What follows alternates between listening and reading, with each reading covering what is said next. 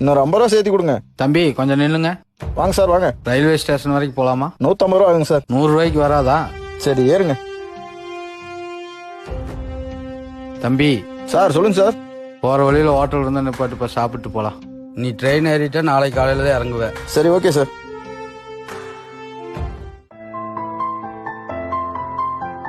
பாட்டி எவ்வளவுங்க சாப்பாடு? 100 ரூபாய்ங்க. சரி இந்தாங்க. 200 ரூபாயா குடுக்குறீங்க, சில்லறை இல்லையே. அப்படிங்களா? சரி சாயங்காலம் இந்த வழியத்தை வர வாங்கிக்கிறதுங்க. சரிங்க. நீங்க ஊருக்கு போறதுக்கே நாளைக்கு ஆயின்னு சொன்னீங்க. ஆனா அந்த அம்மாட்ட ஈவினிங் வந்து வாங்கிக்கிறேன்னு சொல்றீங்க. பெரிய கடைக்கு போயிருந்தா சாப்பாடே 300 ரூபா வரும். அது இல்லாம டிப்ஸ் கொடுக்கணும். இந்த வயசுலயும் கஷ்டப்பட்டு இவ்வளவு அருமையா சாப்பாடு கொடுக்குறாங்கல்ல, இவளுக்கு கொடுக்கறதுனால தப்பு இல்ல. பரவாயில்ல வச்சுக்கணும்னு சொன்னா கேட்க மாட்டாங்க. அதனாலதான் திரும்பி வந்து வாங்கிக்கிறோம்னு சொன்னேன். இந்தாப்பா. சார் ஒரு நிமிஷம் இந்தாங்க. 100 ரூபா தானே பேசணும். அந்த 50 ரூபா எங்கிட்ட இருந்தா தண்டமா செலவு தான் சார் ஆகும். உங்ககிட்ட இருந்தா 4 பேருக்கு உதவுவீங்கல்ல.